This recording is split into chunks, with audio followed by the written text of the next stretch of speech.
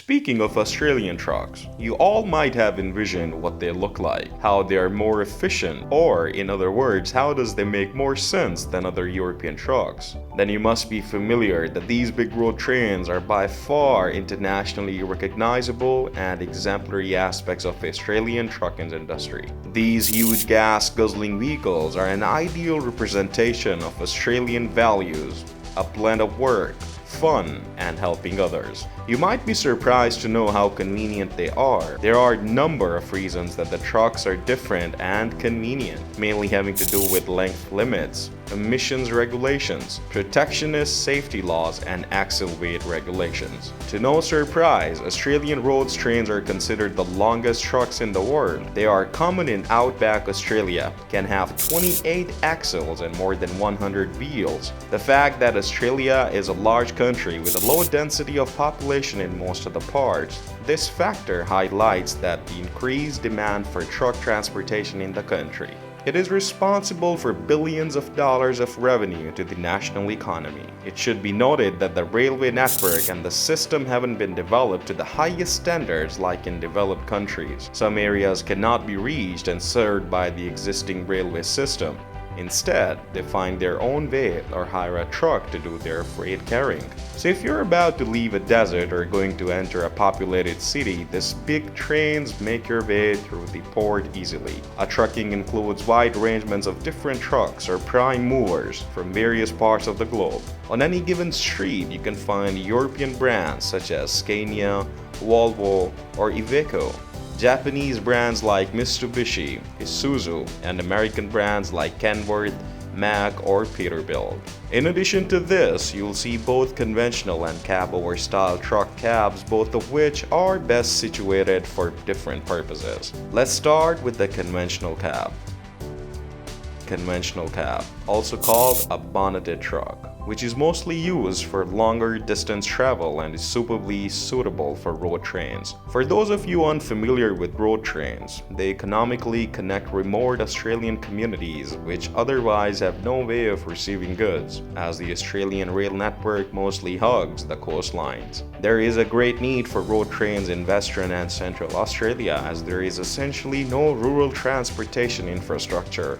Through road trains are legally allowed to travel in the states of Northern Territory, Western Australia, and parts of Southern Australia, Queensland, and New South Wales. Road trains cover massive distance over rough terrain, often on unpaved and desolated roads, only their headlights to light the path in the front. Kangaroos, cows, and various other animals are a major hazard for drivers in these remote areas, hence why road train cabs feature thick bull bars on the front. Drivers, affectionately known as truckies, can be out for the days to months at a time, so the extra cabin space is greatly appreciated, especially when it's the only refugee from the searing Australian sun. Conventional cabs have greater engine space than their cab-over counterparts, which allows for the installation of some absolutely massive engines which are more than required to haul these heavy loads. This is great diversity among road train configurations, but for the most part, they have 3 or more trailers in varying sizes. Given the environment of the outback, it's not uncommon for older vehicles to overheat, especially when climbing uphill. While overheating is unfortunate regardless of what kind of truck you drive, sitting on top of an overheating engine can be a little bit dicey, and not to mention hot. Conventional cabs are also easier to maintain while in the bush, as accessing the engine is a simple matter of popping the bonnet as opposed to the more laborious process of tilting the whole cab.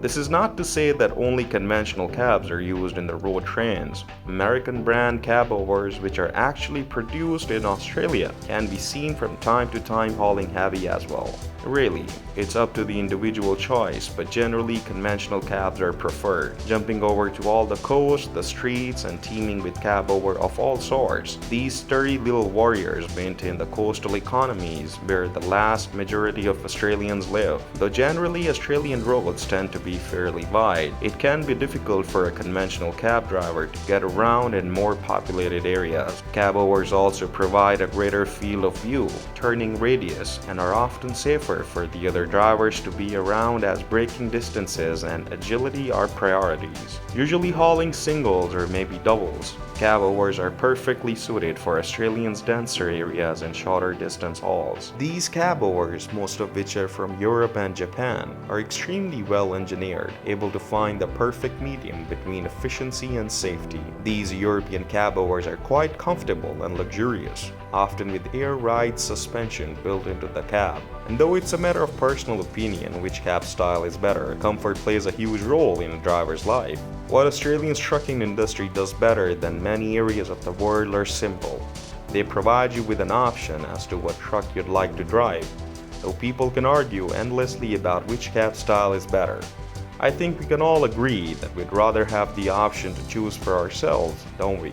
Lastly, talking of power, these trucks are giants on the road. Today we will try to tell you how powerful and large trucks can be. Uncompromising road trains are used by shipping companies in the most difficult road conditions and during heavy missions to transport non-standard and oversized cargo. These trucks have tremendous torque and over 700 diesel horsepower. Perhaps they could turn mountains, but they are designed to transport equipment, ships, and various devices that make the life of all mankind a little better and propel us forward in our development.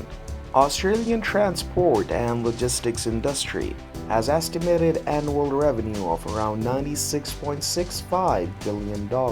Simply put, Australian trucks can be considered as the backbone of Australian economy when it comes to the movement of the goods. Transporting goods all over the country and ensuring businesses move products quickly and efficiently is one challenging task fulfilled by Australian trucking industry. As a matter of fact, trucking in Australia is a whole different world in the trucking industry than in North America. The trucking industry in Australia has very stringent vehicle length and weight regulations. Most trailer equipment is 45 or 48 in length, with some 55 trailers operating in certain freight lanes. Almost all trailers are fixed tri-axle combinations with some quad axles working on the heavier carriers. We run most units as multi-combinations such as B-double units or road trains. The B-doubles are two standard trailers, 45, with the rear trailer coupled to the lead by way of a turntable fitted to the rear of the trailer, leaving about 10 or 12 pallet spaces on the lead.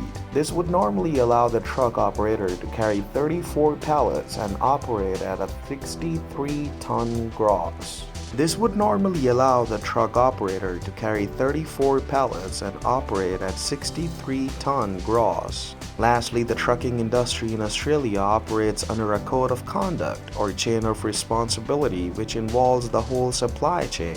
I hope this answers a lot of questions. And that's all for today. If you like this video, do subscribe to our channel and hit the like button, and we'll catch you in the next video.